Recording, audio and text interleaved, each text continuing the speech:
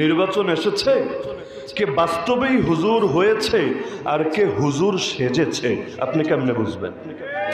এখন সারা জীবন যারা নষ্টামি ভ্রষ্টামিও করেছে, কিন্তু মাথায় একটা টুপি লাগিয়ে, গায়ের মধ্যে সুন্নতি জামা লাগিয়ে এখন হুজুরদের পেছনে সিরিয়াল দিতে শুরু করেছে। এতকাল যারা হুজুরদের গায়ে হাত তুলতেও দ্বিধা করে নাই, হুজুরদের হাতে হাত করা পরাতেও একটাবার কলিজা কাঁপে নাই, এমনকি যুগশ্রেষ্ঠ ওলামায়ে কেরামের সঙ্গে বেয়াদবি করেও একটাবারের জন্য লজ্জিত হয় নাই, ভুল স্বীকার করে নাই, তারাই কিনা এখন হুজুরদের প্রতি প্রীতি দেখাচ্ছে।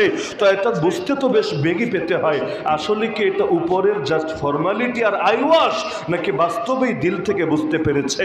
তা আমি আপনি জাহের জানি, বাতেন জানি না, কিন্তু একজন তো অবশ্যই জানেন, নাম তার ইয়ালামু খাইনাতাল আয়ুন ওয়া মা তুখফিস সুদূর। দৃষ্টির খেয়ানত তিনি জানেন, অন্তরের মধ্যে বান্দা কি লুকিয়ে রাখে তাও তিনি জানেন। আল্লাহ তাআলাই তো বলেছেন, আল্লাহ তাআলা এই কাফেরদের শান, মুশরিকদের শান, ইসলামের দুশমনদের বিষয়টা উল্লেখ করে বলেন, আরে বিদ্বেষের কথা কদাচিৎ প্রকাশ পেয়ে যায় তাদের মুখ থেকে, বাদাতিল বাগদাউ মিন আফওয়াহিহিম ওয়া মা তুখফি সুদূরুহুম আকবার। কিন্তু তার অন্তরের মধ্যে যে শত্রুতার বিদ্বেষ লুকিয়ে রাখে এটা তো বড়ই গুরুতর। আরে তিনি জানেন বলেই তো এতকাল আগেই কোরআনে জানিয়ে দিয়েছেন, লাতাজিদান্না আশাদ্দান নাসি আদাওয়াতাল লিল্লাযিনা আমানু আল ইয়াহুদা ওয়াল্লাযিনা আশরাকু। হে রাসূল, আপনি দেখবেন মুমিনদের প্রতি সবচেয়ে বেশি শত্রুতা রাখে দুইটা দল, এক দলের নাম ইহুদি, দ্বিতীয় দলের নাম মুশরিক।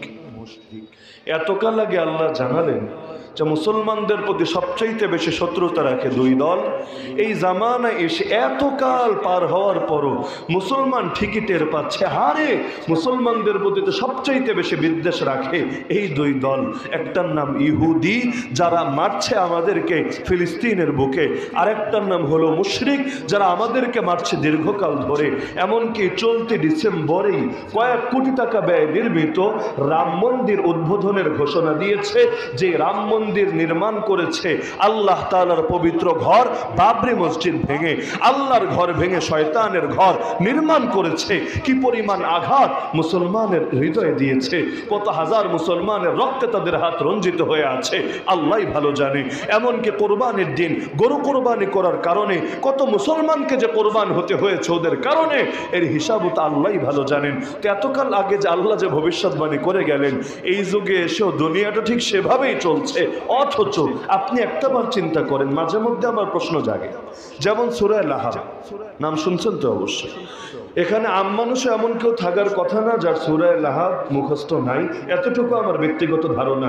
যদিও এলাকায় প্রথম, কিন্তু এই এলাকা আশপাশে জকিগঞ্জ, কানাইঘাট, এদিকের মুসলমানের ব্যাপারে পর্যাপ্ত জানাশোনা আছে আলহামদুলিল্লাহ। তো দ্বীনের প্রতি আপনাদের আবেগ, আন্তরিকতা, ভালোবাসা, কোরআনের প্রতি, কোরআনের ইলমের প্রতি আগ্রহ জানা আছে আলহামদুলিল্লাহ।